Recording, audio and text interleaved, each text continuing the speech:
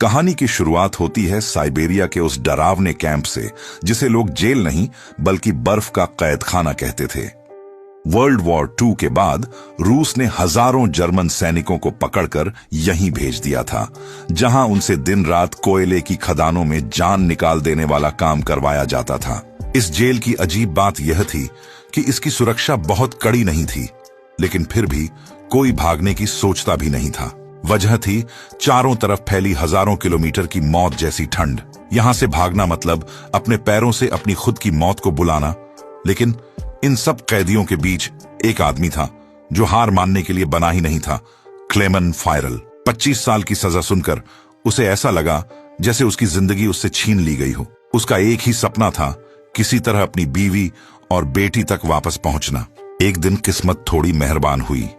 वह कोयला ले जाने वाली मालगाड़ी में चुपके से छिप गया और कैंप से निकल भी गया। बाहर खुले आसमान के नीचे खड़े होकर उसे ऐसा लगा जैसे वह फिर से जिंदा हो गया हो। लेकिन मजा थोड़ी देर का ही था। कुछ दूर जाकर गाड़ी रुक गई और एक रूसी सिपाही उसकी तरफ बंदूक ताने खड़ा था। क्लेमन पकड़ा गया और सजा के तौर पर उसे 2 दिनों तक खुले आसमान में जमा देने वाली बर्फ में रखा गया। 2 दिन बाद जब उसे बाहर निकाला गया तो वार्डन ने सिर्फ इतना कहा, तुम्हारे साथी तुम्हारा इंतजार कर रहे हैं। क्लेमन को लगा कि शायद उसे वापस काम पर भेजा जा रहा है, लेकिन जैसे ही वह कैदियों के बीच पहुंचा, सभी उस पर टूट पड़े, क्योंकि उसकी वजह से सभी को 2 दिन से खाना नहीं मिला था। उसे इतना मारा गया कि वह होश खो बैठा और जेल के अस्पताल में डाल दिया गया। अस्पताल का डॉक्टर भी एक जर्मन कैदी था। क्लेमन ने आंख खुलते ही उससे कहा, मदद करो, मैं फिर से भागना चाहता हूं। डॉक्टर पहले हैरान हुआ, फिर बोला, भागोगे या मरोगे दोनों एक ही बात है, लेकिन यहां रहकर भी तुम बचेगे नहीं। खदानों की हवा ही तुम्हें धीरे धीरे मार देगी, इसलिए कोशिश करो, यह आखिरी मौका हो सकता है। फिर डॉक्टर ने अपने सभी गर्म कपड़े, जूते, एक बंदूक और खाना क्लेमन को दे दिया। क्यों? क्योंकि डॉक्टर खुद भागने के लिए तैयारी कर रहा था। पर 1 हफ्ते पहले उसे पता चला कि उसे कैंसर है और उसके पास सिर्फ कुछ हफ्ते बचे हैं। विदा लेते वक्त उसने एक लंच बॉक्स क्लेमन के हाथ में रखकर कहा, अगर तुम बच गए तो यह मेरी फैमिली तक पहुंचा देना। उसी रात क्लेमन दूसरी बार भाग निकला, इस बार पैदल। डॉक्टर जानता था कि उसे सजा मिलेगी, इसलिए वार्डन के पहुंचने से पहले उसने अपनी जान ले ली। बर्फ की दुनिया में दिन रात चलते हुए क्लेमन के निशान बर्फबारी मिटा रही थी, जिससे रूसी सिपाही उसे ढूंढ नहीं पा रहे थे। कई दिनों बाद उसका खाना खत्म हो गया। भूख और थकान से वह बेहोश होकर गिर पड़ा। होश आया तो पास में एक सील, समुद्री जीव देखी। उसने बंदूक उठाई, लेकिन कमजोरी के कारण निशाना चूक गया।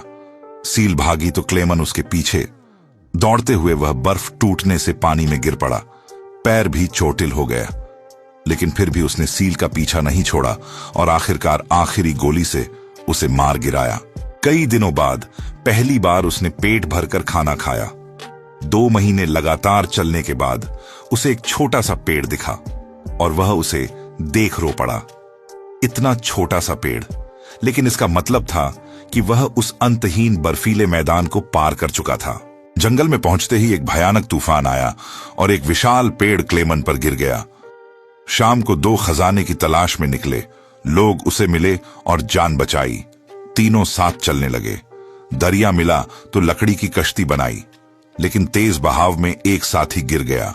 क्लेमन ने बिना सोचे समझे नदी में कूदकर उसे बचा लिया। तीसरा साथी लालच में उन्हें छोड़कर भाग गया और अपने दोस्त का सोना भी ले गया।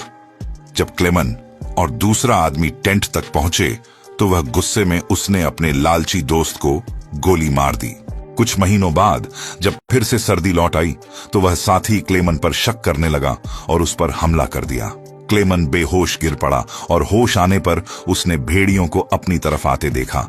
उसी वक्त जंगल के शिकारी पहुंचे और उसकी जान बचा ली। शिकारी उसे गांव ले गए। लोग उसे कई दिनों तक खिलाते पिलाते रहे, लेकिन एक दिन गांव में वार्डन का खत आया और क्लेमन को मजबूरन गांव छोड़ना पड़ा। लोगों ने जाते वक्त उसे खाना और एक शिकारी कुत्ता दे दिया। अब उसकी यात्रा में एक साथी था। कई दिनों बाद वह एक लकड़ी की फैक्ट्री पहुंचा। मजदूरों ने उसे पहचानकर मालिक के पास ले गए। मालिक ने उसकी कहानी सुनी, उसे खाना दिया और जर्मनी जाने वाली ट्रेन में बैठा दिया। लेकिन यह दया नहीं थी। मालिक ने चुपके से उसकी खबर वार्डन को दे दी। स्टेशन के पास क्लेमन ने सोल्जर्स को देख लिया और ट्रेन से कूद कर भागा।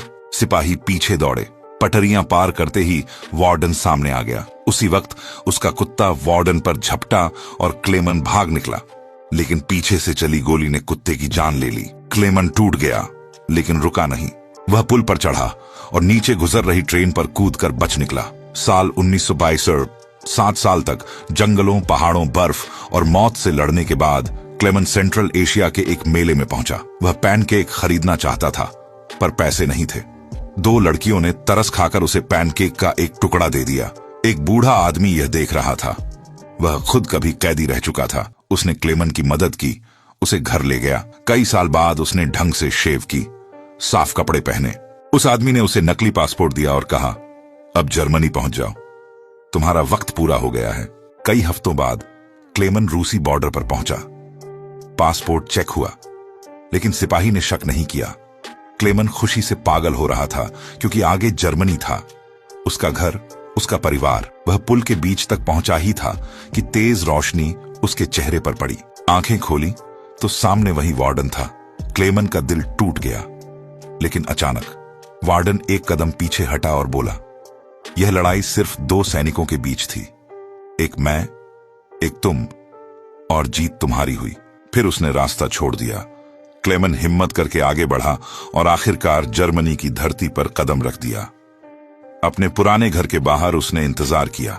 बीवी और बेटी चर्च जाने निकली तो वह चुपचाप पीछे चला गया। चर्च के अंदर बेटी ने अचानक मुड़कर देखा और उसे पहचानते ही दौड़कर उससे लिपट गई। बीवी की आंखों से खुशी के आंसू रुक नहीं रहे थे। सालों की जुदाई खत्म हो गई थी और इसी दिल छू लेने वाले पल के साथ यह सच्ची कहानी खत्म होती है। आपसे हाथ जोड़ के निवेदन है, इस चैनल को सब्सक्राइब कर देना।